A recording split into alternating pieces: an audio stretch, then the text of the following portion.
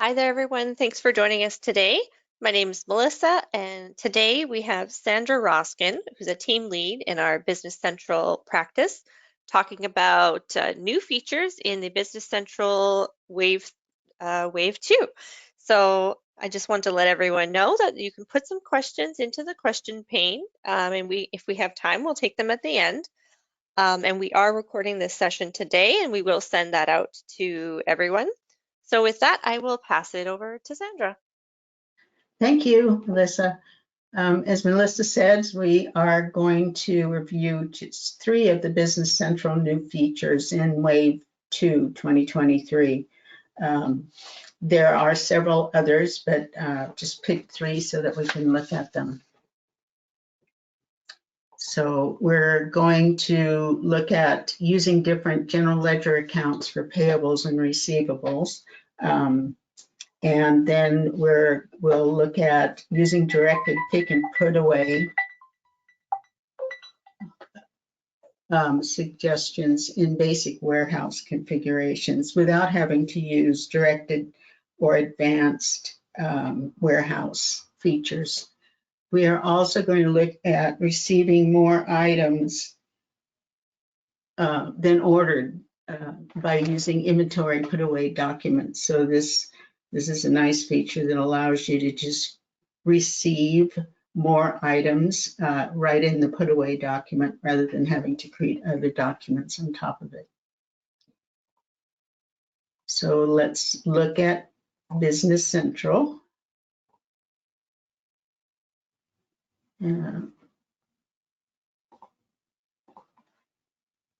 Okay, so we'll look at different general ledger accounts for payables and receivables. Before Wave 2, Business Central only allowed you to assign one customer posting group per customer or vendor. And it's cumbersome when you might want to use a different AR account than usual and almost impossible. A new feature has been added to make it possible to select different customer posting groups when you're creating sales, customer posting groups or vendor posting groups when you're creating sales documents and purchases. And there's a couple of things that we need to look at to activate it and set it up. So if we look at the sales and receivables payable setup, there is a new field here that's called allow multiple posting groups. This turns the feature on and allows you to start using it. The same thing you have in the vendor purchases and payables setup.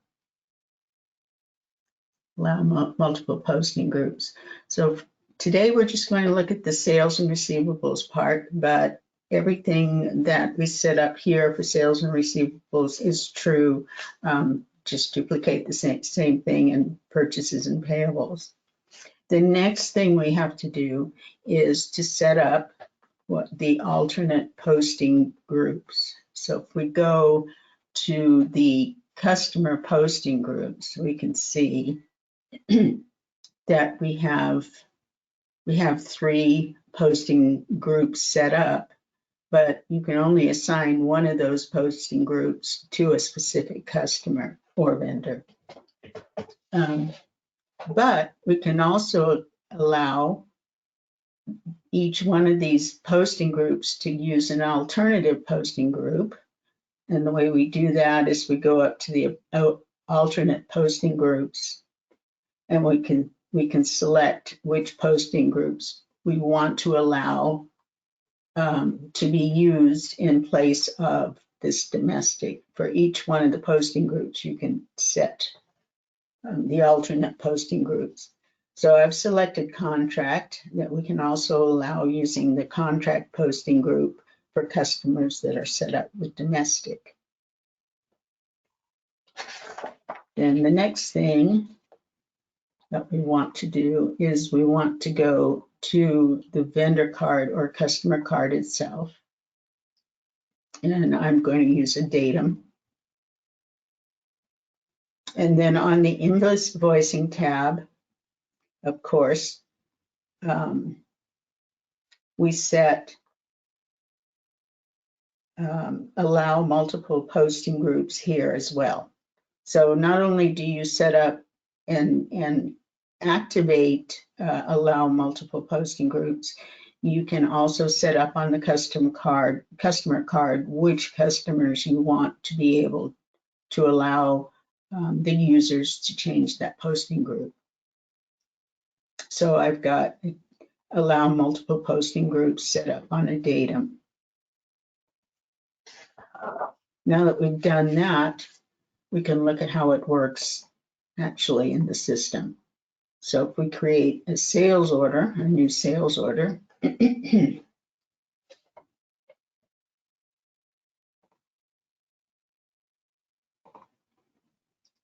we use our customer that we set up,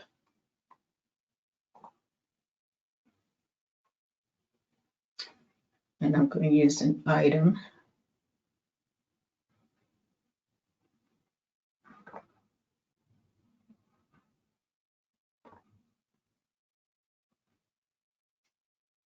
And I'm going to say the customer wants to order 2 of these items.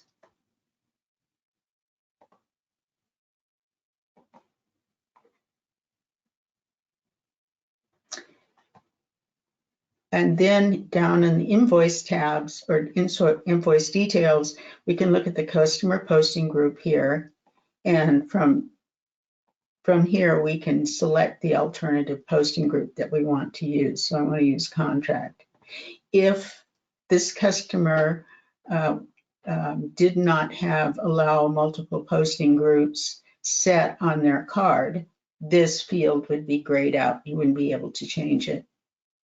Also, if I pick a posting group that is not set as an alternative posting group for the customer's domestic, it'll give me an error. It won't allow me to do it. So I'm just going to change this to contract. Let's see if I can post this, ship and invoice it.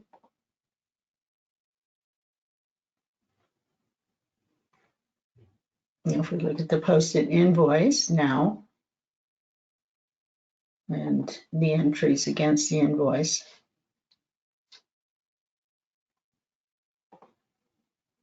we can see now that this posting group has been changed to contractual receivables. So you have your default posting group on your customer card. If you determine that you want to use an alternative posting group on an order, it only changes it for that order. It doesn't change the customer card. So that posting group will remain the same on the customer card. Then the next thing we want to look at is being able to use some of these advanced features without having to set up advanced warehousing in Business Central. So this one we're going to look at is using directed pick and put away suggestions in basic warehouse setup. So to do this, we have, again, some setup items to look at. This is based on using the put away templates, the way you rank your bins, and the minimum and maximum quantities that you specify for fixed bins. So we look at locations and select my silver location. I already have require put away and require pick set on the warehouse. But if I go down, and you'll notice that I don't have directed put and pick away set, which is which turns on the advanced features. but I do have bin mandatory here set on this warehouse. Down in the bin policies is where we set actually the setup for this feature. So our put away bin policy is to use the put away template. And the template that we're going to use is the STD, the standard template. And always create a put away. And then for the picks, the bin policy is the default bin. And we can also use bin ranking as well. So that's where the bin ranking, either we use the default bin or we use the bin ranking for the system to go to the correct bin. And then always create, pick, and put away. So there we have the setup on that. Then we also have our put away templates, which tell the system what to do when receiving an item and how to handle it in the system, which bins to select. So you can see here it's sort of a matrix, and there are different steps here. So each line is a step that the system will look at when it's deciding where to suggest to put the item away. So if we look at this, we've got, it'll look at to find a fixed bin to make sure to see if there's a fixed bin set up for that item. And it'll look for a bin with the same item. It'll look for the bin with the same unit of measure and a bin with less than minimum quantity. So that's the first thing it'll do. If it can't find that, then it goes down to the rest. This next one is finding a fixed bin. The next is finding the same bin and the same unit of measure. That's all it's interested in. And then it sort of goes down in priority from there. So if you can't find that, it'll look for a fixed bin with the same item and the same unit. Well, this is the same thing. Oh, it'll look for this, excuse me, it'll look for a floating bin, not a fixed bin instead.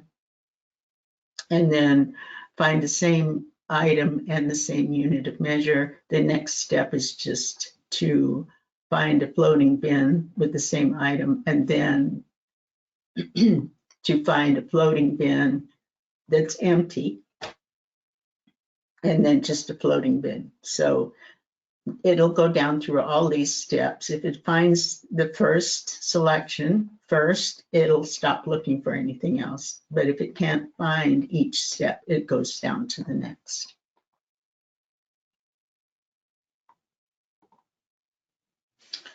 Okay. So next is to go in and look at the put away, how it works. Let's look at a purchase. Let's create a purchase order.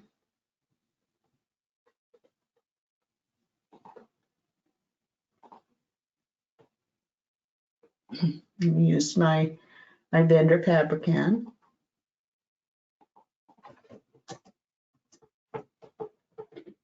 And,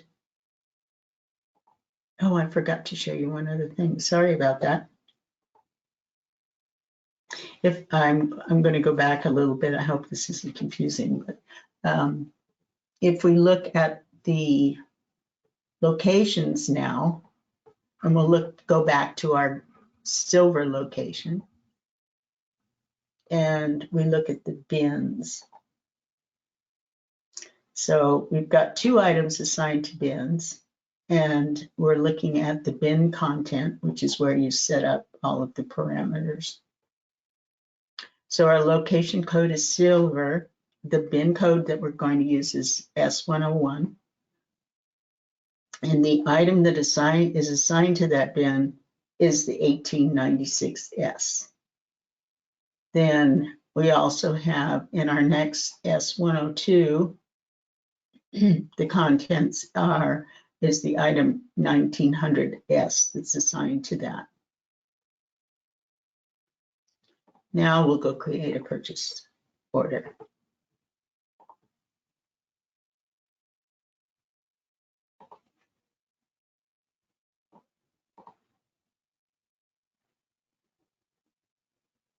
This is the one I started. Okay, so the first item is our 1896S. And we're using the silver location.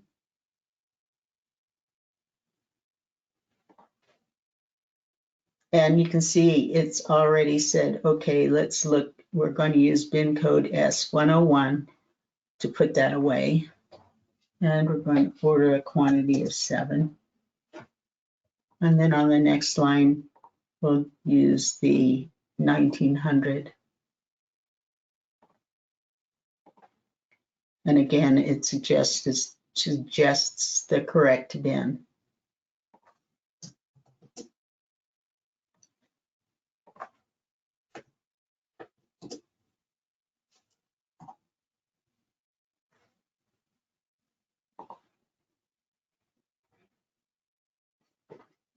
All right. So if we release the item now, or the purchase order, then we can create an inventory, put away, and pick. So remember, this feature is for using the inventory pick and put away. If you're using the warehouse receipts, it is a different setup.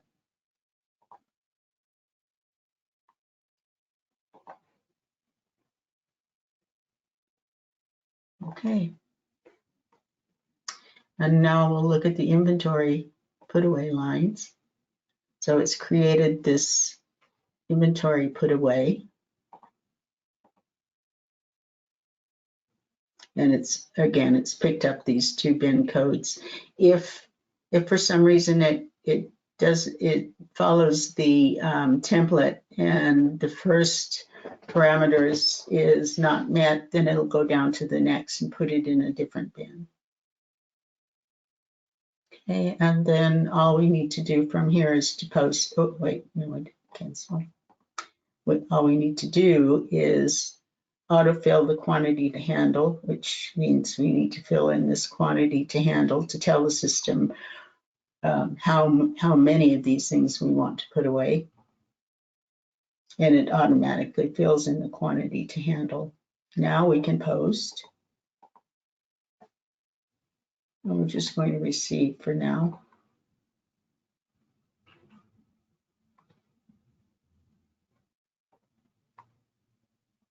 And we'll go back to we have the purchase order. Now we'll go look at the items and we'll see where they are. So if we go to items, and we'll go to the 1896S. And look at the quantity on hand. Oops.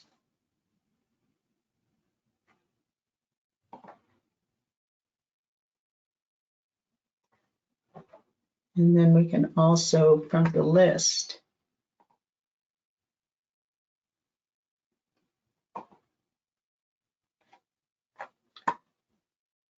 drill down to the quantity on hand from here. And then we can see the receipt for that one item. We see the 1986, we've received 7. And then if we find entries on here, we'll look at the warehouse entry. And we can see it's been put away in 19S or S105. And the second line of the warehouse entry refers to the second item on the list.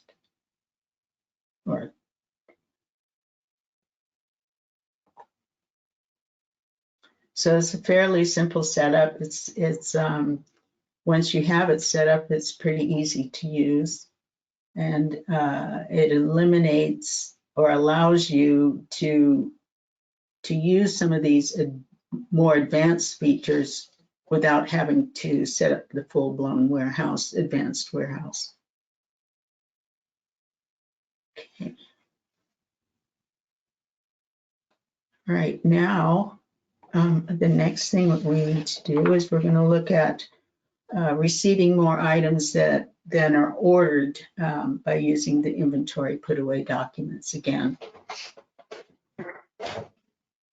So let's create another purchase order.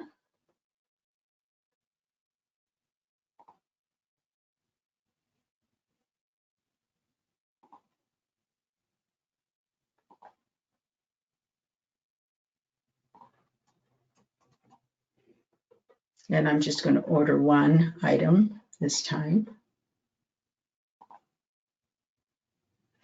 And I'm going to order 20 of these items. If we go back and we look at how this works, we need to set up over receipt codes that set up the percentage of items that you'll allow, or of the quantity that you'll allow to be received, an over receipt amount. So if we go in and we look at the over receipt codes, we can say C, that we've got a code set up that's over receipt 10. So that's what this means. What this means is that we will allow a 10% overage on receipts for using this code. And we can set up any number of codes that you want to, but what this does is it sets up a tolerance. And you can also make it necessary to do approvals on this by setting up a workflow and then selecting this approval required. But setting the tolerance is sometimes enough to do that, because then you don't have to do a lot of approvals on it. The next thing then, once you've done that, if you go to the item card, we'll use our same item, T96S. And then on the inventory tab, you can see the over receipt code here. We've assigned the over receipt 10. You can also do it on the vendor card. So it's more overall, any items that you order from that vendor, you can allow an over receipt on it. So again, we go to the vendor card. And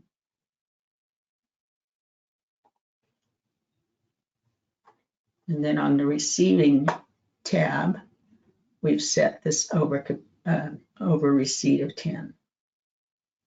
So those are the two setups. All right, now we'll go back to the purchase order.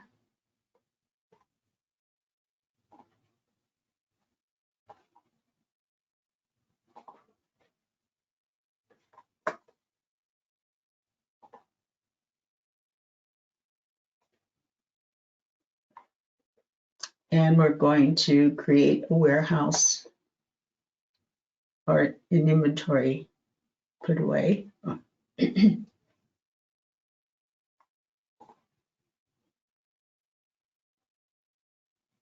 Oops.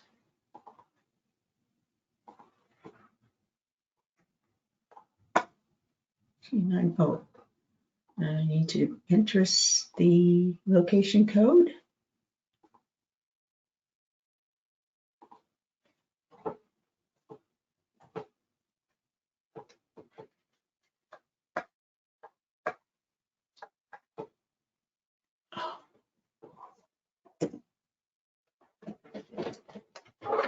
Of course.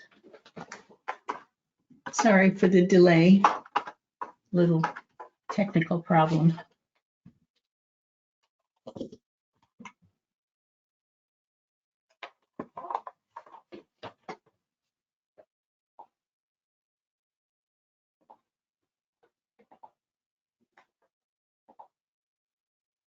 All right, so now I'm going to assign the location code, which I'd forgotten to do, and then it comes up with the bin code. Now it should allow me to create the inventory pick or put away. There. And then we'll go to the pick lines. Again, there's our put away and pick lines. And you'll see on the put away document, there's an over receipt quantity here. So I received, the vendor sent us 2 more items than what we ordered. So all I do is I entered the 2 in here, and you can see it updates the quantity to handle and the quantity. And it's using this over receipt code. If I put 3 in here, it gives me an error and tells me that only 2 are allowed. Okay, I'll post this, hopefully. Receive it.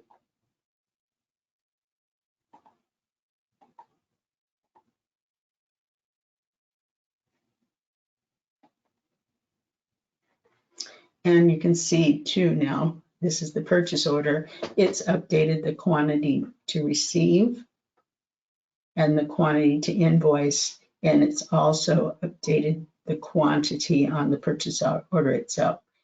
So it does all of this without having to go back and create an additional purchase order or add a line on a purchase order before you can actually receive it, which takes time.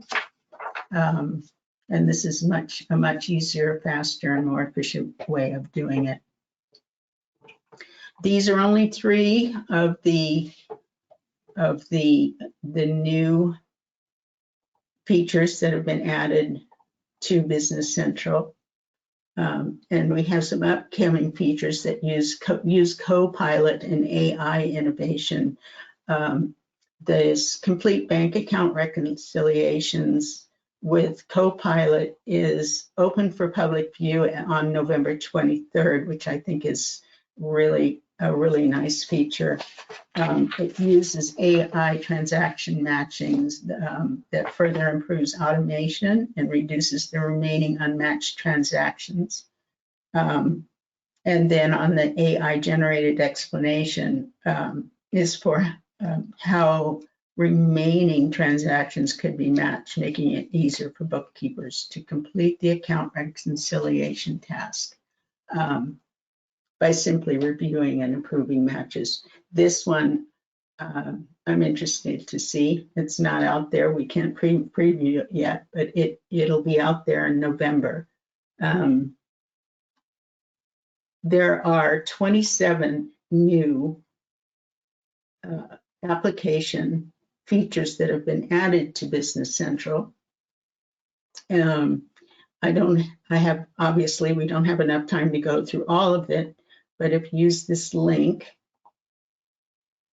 it'll take you to the page with Microsoft that goes through every single one of these new features. You can click on the link and it explains exactly what it is and how to use it.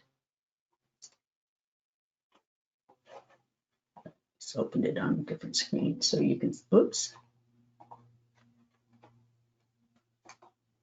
So you can see it here, every single one of them.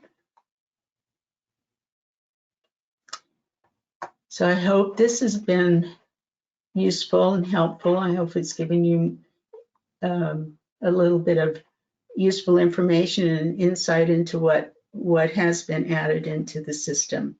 If you have any questions, you can reach me at sandra.roskin@encorebusiness.com, or you can phone me at 509-795-2073. Thank you. Thank you, Sandra. I'll make sure that link that you referenced gets out to everybody in the follow-up email. There are no questions listed here, but that's fine because we're just at time right now. So thanks everybody for joining us today and have a good rest of your day.